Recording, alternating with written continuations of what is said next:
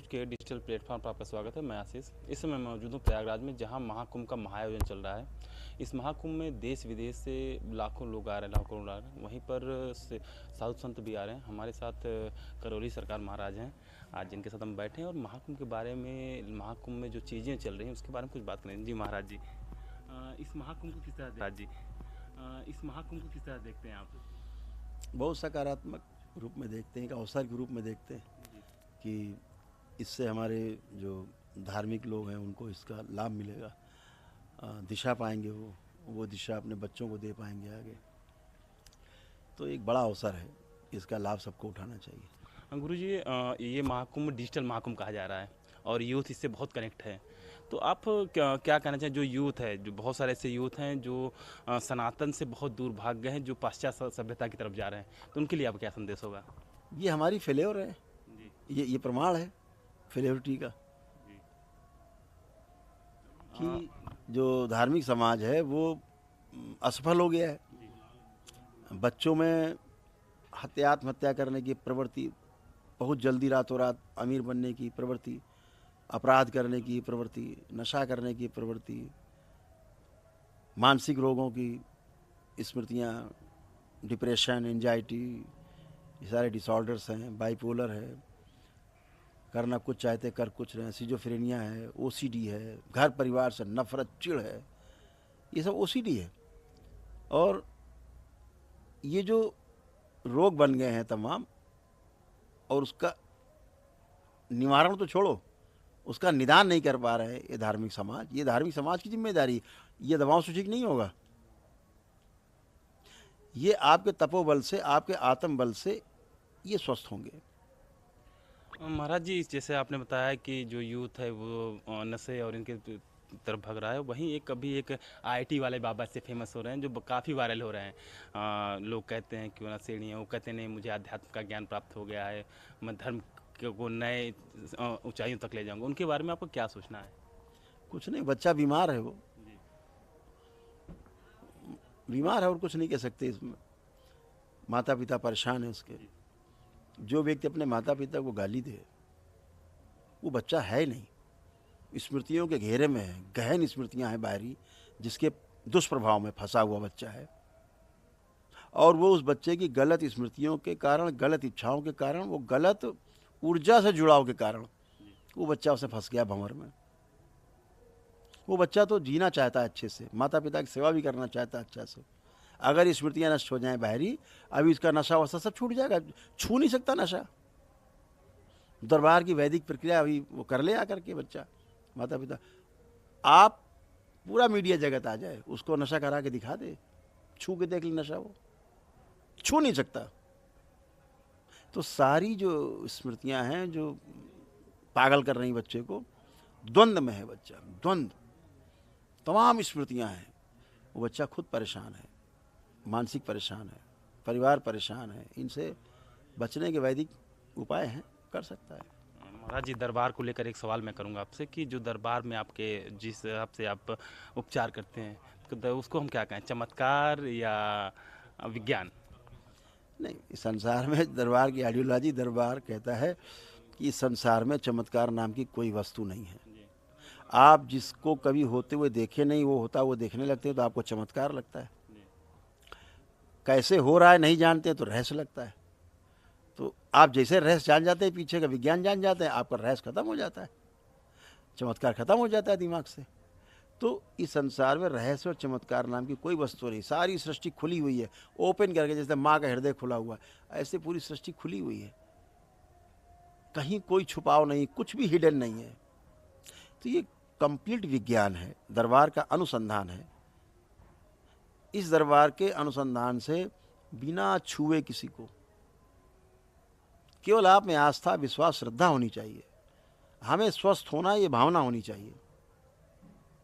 और आप दरबार से जुड़ते हैं, आप अपनी वैदिक प्रक्रिया करते हैं, दरबार के ब्राह्मण देवता कराते हैं, अपने ही प्रार्थना संकल्प से आप एकदम शारीरिक, मानसिक, आध्यात्मिक रूप से स्वस्थ होकर खड़े हो जाते हैं। एक ही दिन में आप इनसे बच जाते हैं, चीज़ों से, तमाम मानसिक चीज़ों से, जो न्यूरोलॉजी डिपार्टमेंट की चीज़ें हैं, तो चटपट खत्म हो जाती, स्मृतियाँ हैं, नष्ट हो जाती। कोई व्यक्ति दुखी नहीं रहना चाहता। हर व्यक्ति सुखी रहना चाहता है, ये सार्वभौमिक सत्य है। ये हर व्यक्ति सुखी रहना चाहता है और निरंतर सुखी रहना चाहता है, कभी दुख ना आए, ये मानव लक्ष्य है। कभी दुख ना आए का मतलब आनंद, आनंद में रहना चाहता है हर व्यक्ति। आनंद मिले कैसे, आनंद हो कैसे, ये तो वही बताएगा, वही ले जाएगा रास्ते में जो आनंद में है। अब जो आनंद में है ये उनकी जिम्मेदारी बनती है, महापुरुषों की। आप कहते हैं कि मैं तो आनंद में हूँ, तो आप आइए, आनंदित करिए, आप निरंतर सुख प्रदान करिए, दुख आए ही ना, क्योंकि दुख भी तो एक मानसिक बीमारी है। आप में प्रश्न बचे हुए हैं, आप में समस्या बची हुई है, यही दुख है। प्रश्न है तो दुख है। जब प्रश्न ही समाप्त हो जाए, समाधान हो जाए, उसे ही समाधि कहते हैं। समाधि और क्या, कोई अलग से कोई पार्टी थोड़े ना है। समाधि का अर्थ यही हुआ कि आपके हर प्रश्न का समाधान हो गया है, आप समाधानित हो गए, तब समाधि में हो गए, इतनी बात। और क्या है, इच्छा विचार आशाएं आपकी अब शेष नहीं है। गुरुजी, संन्यास क्या है? संन्यास को अगर शाब्दिक अर्थ समझा जाए, हर शब्द के पीछे उसका एक अर्थ छिपा होता है। वो एक वस्तु की इंगित करता है। जैसे आपने कहा ग्लास एक शब्द है, तो शब्द में, शब्द क्या होता है, शब्द से इंगित वस्तु, और वस्तु में छिपा हुआ निहित अर्थ स्पष्ट हो जाए, इसे अध्ययन कह दिया गया। तो हमारा जो शब्द है उसका अर्थ तब पता होगा हमें जब हमने, हमारा उस वस्तु से साक्षात्कार हुआ होगा। हम ग्लास जानते ही नहीं है, अब हम आपसे कहें ग्लास, तो आप में चित्र बना नहीं। शब्द से इंगित वस्तु, आप पहुंचे नहीं वस्तु तक। जब बच्चे को हम पढ़ाते हैं पहली बार का से कबूतर, उसने कबूतर देखा ना, नहीं। अब बड़ा कंफ्यूज होता है, का से कबूतर कैसे बन गया। वो कहता हम नहीं पढ़ेंगे, स्कूल नहीं जाएंगे। वो कहता है तो नहीं जाएंगे। उससे कहो का से काका, हाँ, तो काका ध्यान आएगा उसको अपना, तो वो कहेगा यस, वस्तु जानता है। तो शब्द से इंगित वस्तु और वस्तु में जो अर्थ है वो छिपने से अध्ययन पूरा हो जाता है। तो जो आपने प्रश्न किया वो बहुत ही सुंदर शब्द है, संन्यास। संन्यास शब्द का अर्थ है संपूर्णता में न्यास हो जाना। ऐसी भावना रख करके जो व्यक्ति चलता है वो सन्यासी कहलाता है। और जब वो संन्यास्त हो जाता है पूरी तरह से, संपूर्णता में, कण कण में आपका न्यास हो जाए, आप प्रतिष्ठित हो जाए, हर वस्तु में, हर कण में अपने को आप देखने लगें, यानी सबसे प्रेम हो जाए। प्रेम शब्द का अर्थ यही होता है, सबसे है, ये प्रेम है। सब में से कोई एक छूट गया, उसे स्नेह बोला गया। तो जो संन्यास शब्द का अर्थ है संपूर्णता में न्यास हो जाना, हर वस्तु में अपने को देखने लगना, हर कण कण को अपने में देखने लगना, कण कण में विराजमान हो जाना, संन्यास होता है। ये सन्यासी कहलाता है, ये है संन्यास। केवल बाल मुड़ा लेने से मेरी तरह जटाजूट सन्यासी बन जाने से, गेरुआ रख ले, संन्यास थोड़ा ना होता। सन्यासी बनता है व्यक्ति, सन्यासी बन करके और संन्यास होना चाहता है, तो संन्यास को ग्रहण करता है। तो क्या गुरुजी, पारिवारिक जीवन जीने के साथ भी क्या सन्यासी रह सकते हैं? यही तो अद्भुत है, दरबार यही करता है कि आप अपने परिवार के साथ जीते हुए भी और आप सन्यासी बने रहें, संन्यास्त हो जाए, सन्यास को प्राप्त हो जाए, उपलब्ध हो जाए सन्यास को। ये बहुत सरल है। भाग करके तो विधि है, लोगों ने, आप जैसे आप साधक है, उसको कभी कोई बात है वो आपके मन मस्तिष्क की सुनाई दे रही, उसको आप उससे राम राम कर रहे हैं, अंदर आप उसको गाली दे रहे हो, तो सोचता है कैसा समाज है, तो भाग लेता था समाज से। वो देखता कुछ था, अनुभव कुछ करता था, तो कहता था समाज से दूर रहो, तो बेचारा चला जाता था समाज छोड़ के। आज तो वो व्यवस्था है कि घर में रह करके भी संन्यास को प्राप्त हुआ जा सकता है ना। गुरुजी, एक शब्द में जैसे सनातन, सभी कहते हैं सनातन के तरफ, सनातन को किस तरह आप जस्टिफाई करते हैं? हम किस तरह करते हैं, हम सब, ये सनातन क्या है? हाँ, सनातन हम लोग बात करते हैं, सनातन कोई एक पुड़िया नहीं है कोई जादू की। सनातन का अर्थ है 5 तत्व। जो इस सृष्टि में सदा से थे, आज भी हैं, सदा रहेंगे। ये सारे पहाड़, सारे झरने, समुद्र, नदियाँ, ये जितना वनस्पति जगत, पदार्थ जगत, ये सारा जीव जगत, मनुष्य जगत, ये सारा सृष्टि यही सनातन है। और हर व्यक्ति सनातनी, वो भले अपने किसी संप्रदाय में बांध ले, किसी मजहब में बांध ले, हवा से दूर नहीं हो सकता, पानी से दूर नहीं हो सकता, अग्नि के बिना काम नहीं चल सकता, वायु के बिना काम नहीं चल सकता। हाँ, तो जब ये नहीं चल सकता है तो क्या हुआ इसका? यही सनातन है, यही सनातन है। ठीक है, ये जो सनातन है इसी को समझना है और इसी में जीना है। केवल छेड़े नहीं, ये पुष्ट है ही। झरना बहेगा, बह रहा है, नदी बह रही है, बहेगी, हवा बह रही, बहेगी, सब कुछ ऑर्डर में है, सब व्यवस्था में है। अगर कोई ऑर्डर में नहीं तो एक ही है इस संसार में प्राणी, उसे कहते हैं मनुष्य।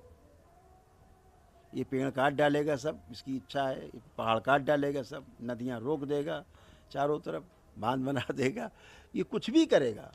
तो इतना ही कहना है कि अगर हम प्रकृति को छेड़े नहीं तो हम सनातनी हैं। अगर हम प्रकृति को छेड़ते हैं तो हम फिर सनातनी नहीं हैं। हम सृष्टि को छेड़ रहे हैं, सृष्टि का नुकसान कर रहे हैं। तो सनातन होने का अर्थ है कि हम प्राकृतिक व्यवस्था में जीते हैं। अगर आप सुखी रहना चाहते हैं तो हम भी सुखी रहना चाहते हैं, और एक दूसरे के सुख में बाधा ना पहुंचाएं, यही सनातन है। एक दूसरे के सुख में वृद्धि करें, यही सनातन है। पेड़ पौधे और बढ़ाएं, पर्वत कटने से बचाएं, नदियां जो सूख रही हैं उनको बचाएं कि सूखने ना पाएं, दिशा मिले उनको, रास्ता मिले। तो सब चीज़ों में सहयोग करना, प्रदूषण न फैलाएं, हम लोग स्वच्छता का ध्यान रखें, यही तो सनातन है। और सनातन क्या, अलग से कोई पुड़िया थोड़े ना। एक साधु होता है, कम से कम संसाधन का सदुपयोग करता है, सनातनी है, कम में काम चला लेता है। भाई हमको 100 जोड़े कपड़े हैं, वो एक ही जोड़े में काम चला लेता है। नहाया धोया, लंगोटा धोया, फिर बांध लिया, सनातनी है। उसी जल में, नदी में नहा लिया, कोई जल बर्बाद नहीं किया उसने अलग से, कि कोई उसने बोर करके वो पानी निकाला हो फिर नहा रहा हो, धोया हो। तो सनातन का अर्थ यही है कि हम इस प्राकृतिक व्यवस्था को समझें, उस प्राकृतिक व्यवस्था में शारीरिक, मानसिक और आध्यात्मिक रूप से हम वैसा जी पाएँ, वही सनातन, यही सनातन है मेरी दृष्टि में। गुरुजी, विज्ञान कहता है पुनर्जन्म नहीं है, लेकिन जैसा कि आप कहते हैं कि स्मृतियाँ होती हैं, तो क्या आपके अनुसार क्या पुनर्जन्म होता है? हाँ, मेरे अनुसार जरा विज्ञान थोड़ा हट के है जी। अनुसंधान है। स्मृतियों के कारण ही आपको पुनर्जन्म जैसा लगता है। हमारे बीच में अभी एक सज्जन होंगे, अभी बाहर हैं, इनको पिछले सारे जन्म याद थे, हैं, मौजूद हैं यहाँ, और बाकायदा पिछले जन्म के लोगों से आज भी इनके संपर्क थे मेरे पास आने के पहले तक। जैसे पिछले जन्म में पिता और नाना दादा काका थे, वैसे इस जन्म में भी नाना दादा काका बने हुए थे। शक्ल मिलती थी एक दूसरे से, उस जन्म के व्यक्ति से इस जन्म की शक्ल। तब भी वो ब्राह्मण थे, अवस्थी थे, आज ही ब्राह्मण है, अवस्थी है, वहीं पैदा हुए। सब कुछ उन्हें याद, वही सब एक ही चीज याद।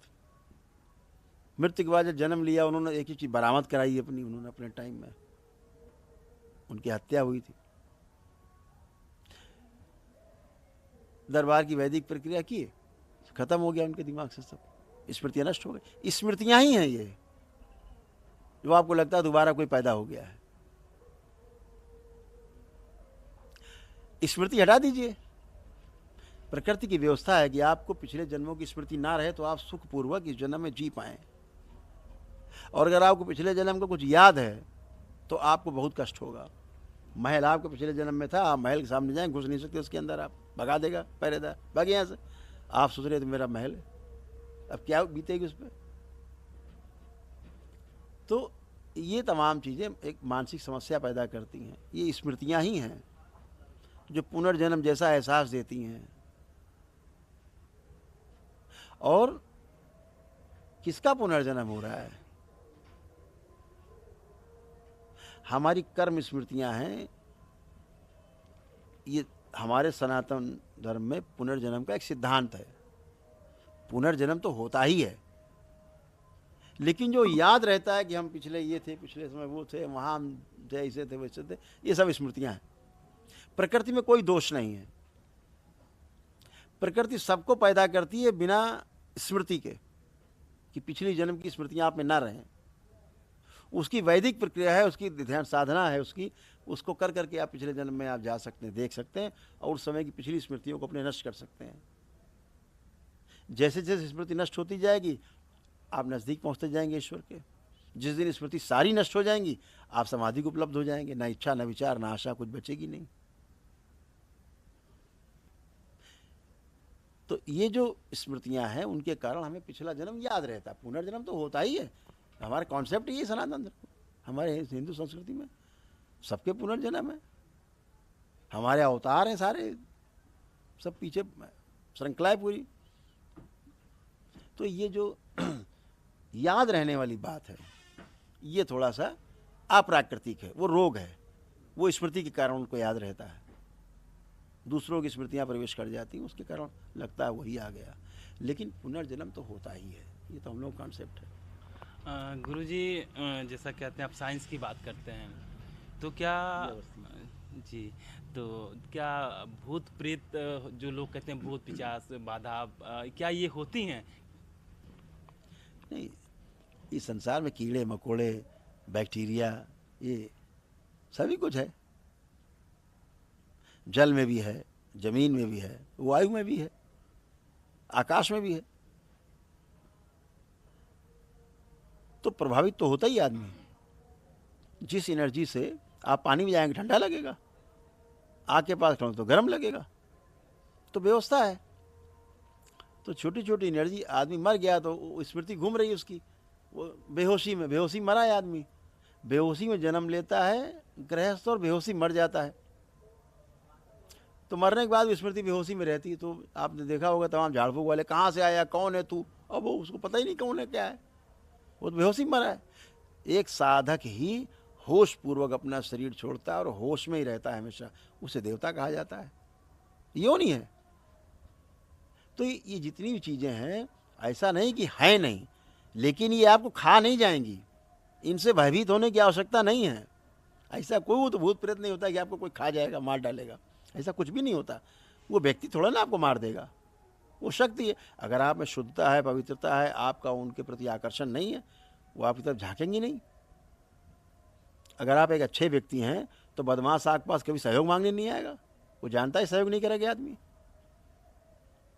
उल्टा पकड़वा और देगा। तो स्मृतियां वहीं आकर्षित होती हैं जिनमें स्वयं में गलत स्मृतियां होती हैं। तो वायुमंडल में, इस आकाश में उस प्रकार की स्मृतियों को आकर्षित करता है, और घनी स्मृतियां हो जाती हैं तो फिर वो उसी तरह का दिखने लगता है, पागल की तरह। तो इसलिए सब चीज़ इस सृष्टि में जो उपलब्ध है उसका सदुपयोग करना है, गलत चीज़ों से बचना है। गुरुजी, जैसे आपकी चिकित्सा पद्धति की बात करते हैं, तो अभी एलोपैथ कहते हैं बहुत आगे बढ़ गया है, लेकिन आयुर्वेद, क्या हमारा जो आयुर्वेद है, तो क्या एलोपैथ से आगे है कि हम आयुर्वेद को भूलते जा रहे हैं? ऐसा नहीं, आगे पीछे तो तब होगा जब प्रतिस्पर्धा होगी। अभी सोने से लोहे की प्रतिस्पर्धा नहीं हो सकती है। सोने की जो प्रतिस्पर्धा है वो सोने से ही होगी। 24 कैरेट है कि 20 कैरेट है कि 18 कैरेट है, ये सोने की जो प्रतिस्पर्धा है, तुलना जो है सोने से होगी। गुरुजी, सोना कौन, आयुर्वेद?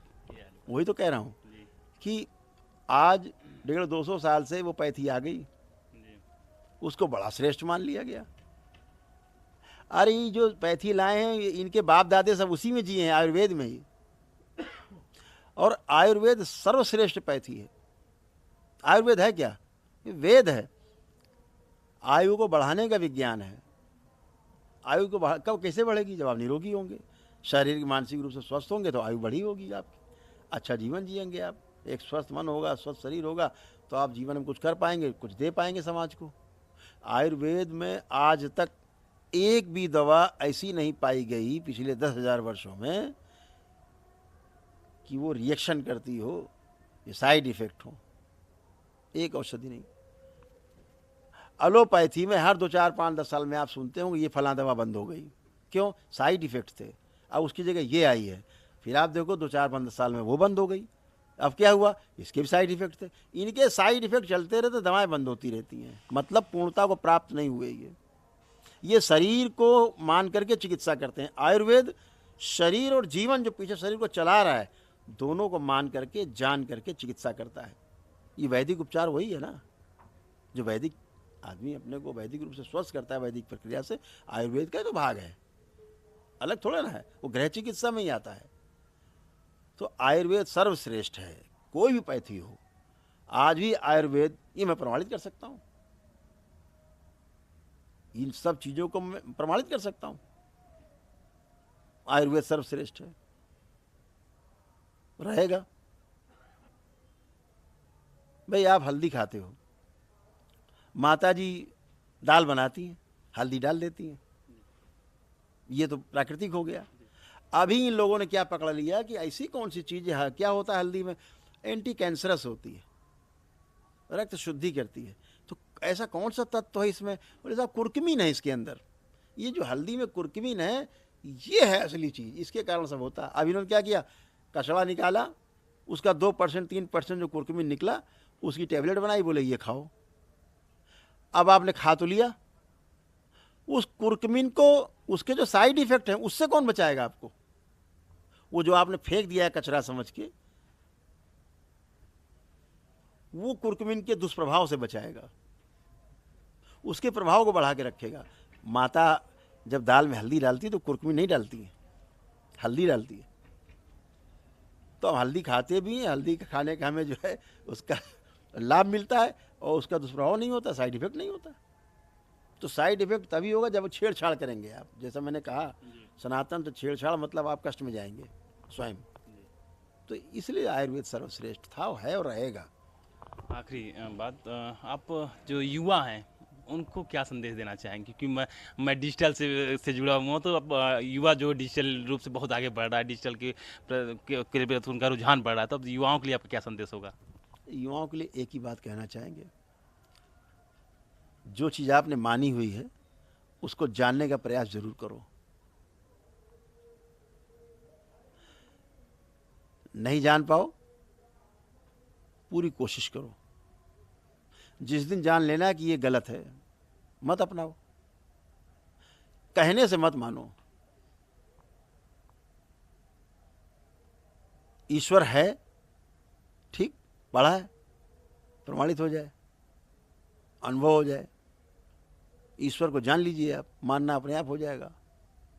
मान नहीं लेना है, अनुभव करना है।